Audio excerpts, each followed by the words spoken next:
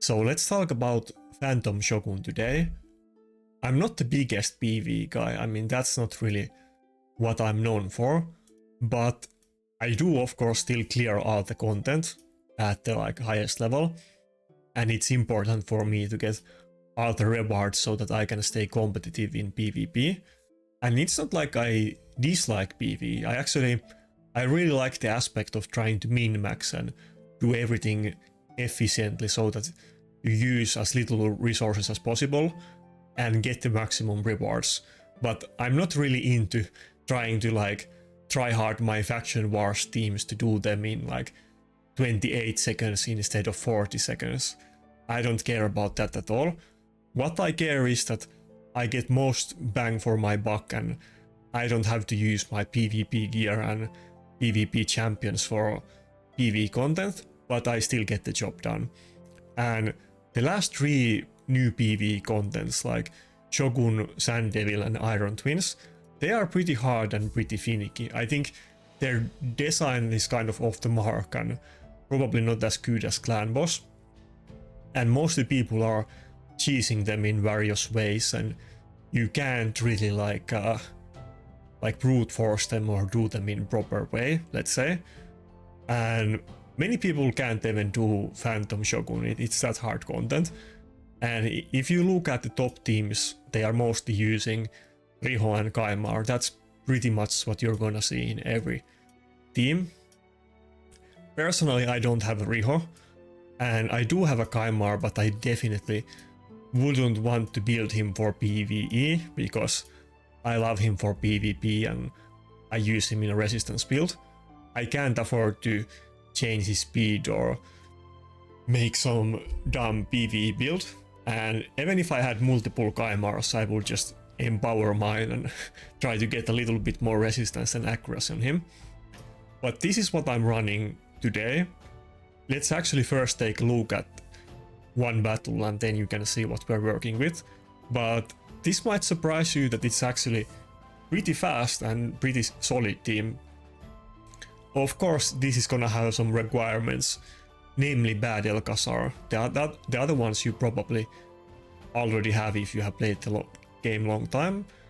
And there's a good chance that you would have bad El as well, since he's a very old champion, and I think even I have multiple bad Els at this point. But basically what we do in this team is that we have the double cleanse and the team is speed tuned so that we're gonna cleanse ourselves after we get the debuffs on us. And Bad El is actually built in high crit damage so that the boss focuses him instead of Cold Hearts or Ninja. And the Cold Hearts are not with very high crit damage because you don't really need it to hit the maximum output, since it's capped at 10% of max HP anyway, which is not very hard to hit at all. And as you can see, the time is very reasonable and it is pretty much the exact same time always. You're not gonna get multiple minute runs. Every run is gonna be 40 seconds to 50 seconds, and that's that. I like that aspect of this team, that it's very consistent, and basically for me in practical terms I don't have to use any important champions. Now I am using Badel, but he's not really relevant nowadays in much of content and is mostly PvE champion. Maybe you use him to solo dungeons or something, but that's about as much as he gets some use. Ninja can be pretty good in Hydra and many other content, but actually the build that I'm running on him works in all of the other content as well. For instance, I'm using him in Dark Fae during this rotation, and he's one of my key champions in that team. I'll definitely make a Dark Fae video later as well. But he's in the same build, works well for Hydra and Sand Devil. I mean, Hydra, Phantom Shogun and Dark Fae. But also Mithril is actually in my PvP build. The only thing here is that you kind of want this specific speed, the 248 speed. But that speed is actually perfectly reasonable for PvP for me as well, and she's actually in 6p stone skin and not really typical PvE build. But if we quickly look at the speeds that you see that I have, which are pretty high to be fair, but Mitrola is at 248. I don't think there's much wiggle room here. I think I had like 1 speed off and it worked, but then I had it 3 speed off and that didn't, so that needs to be pretty close. Only thing else that you want here is that you want her to be tanky and not get one shot, but there's not much else that you will build on her, so that should totally be possible. But basically 248 speed, it can be on any set and that's fine. Ninja, I think there's some wiggle room here. I think it can be other different speeds.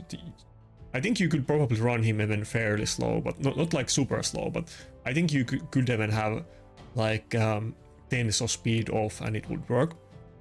But I'm not like a big I don't run the PvE calculators, and I don't research these speed tools, and I don't care that much about them. How I found this team, by the way, is that there's this, but actually I'll show it later.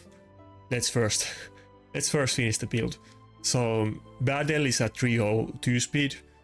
Only other thing here that matters except the speed is the crit damage, that you want it to be the highest in the team, and for everybody to be at least like a little bit tanky. Like Ninja is only 60k HP, but at least a little bit so that they don't get one shot by the boss.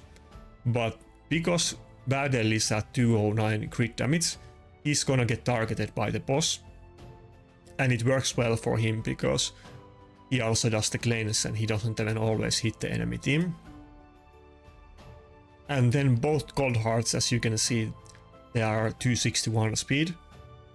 Just below, the other one is just 1 crit damage below Budgett. That's the important thing apart from the speeds here, is that Budgett needs to be the highest crit damage. But as you can see, both are very low crit damage and they're very high speed.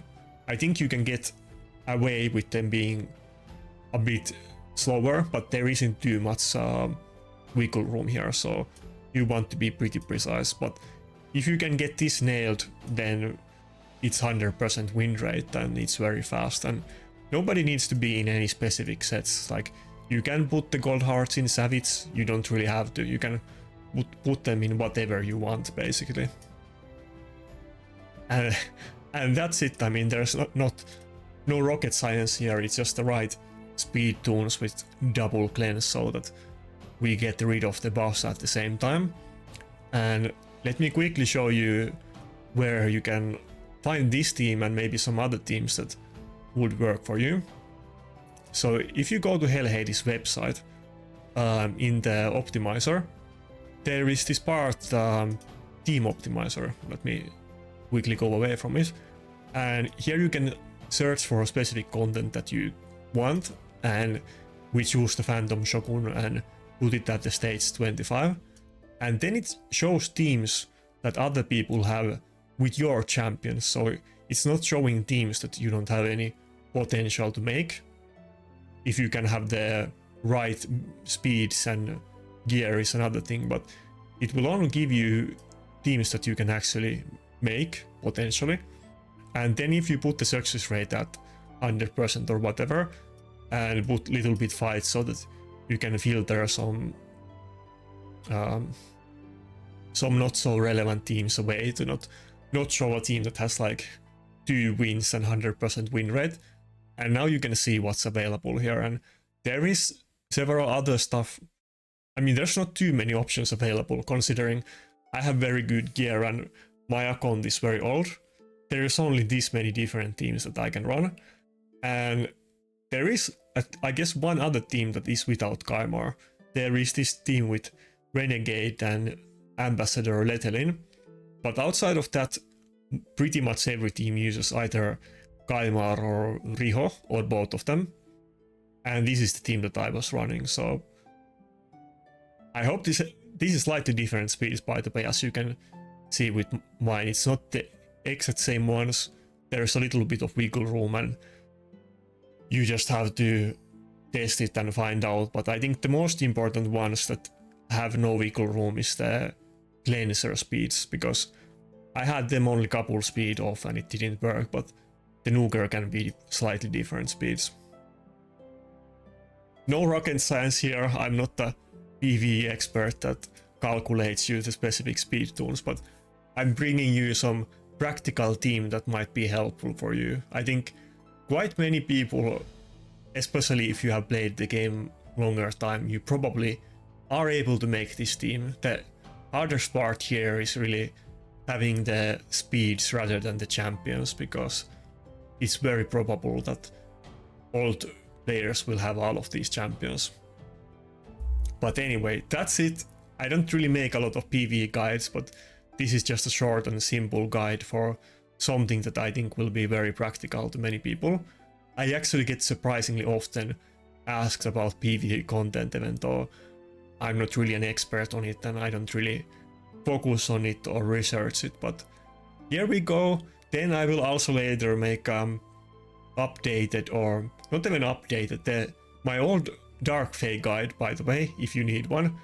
It is perfect. It is the best Dark Fate guide out there. It explains some mechanics that are not very well known about the boss, and it gives you everything that you need to know, and you don't need any specific champions for it. But the video is very old. I think I'm just gonna make an updated version of it, and I maybe try some couple meme teams using common and rare only champions to like do some flex runs and videos of it for content. I was thinking about doing them ages ago, but I was just lazy and I never did them. But I think this Doom Tower I might as well do what I was planning to do. Basically, my plan is to just do it with armigers and not even using any epic champions. If I quickly show my Dark Fate team, it's basically the same team. I have used a variation of this since the beginning, but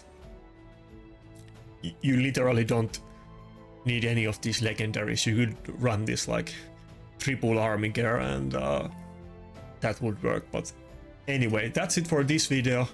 Hope this helps somebody, and see ya.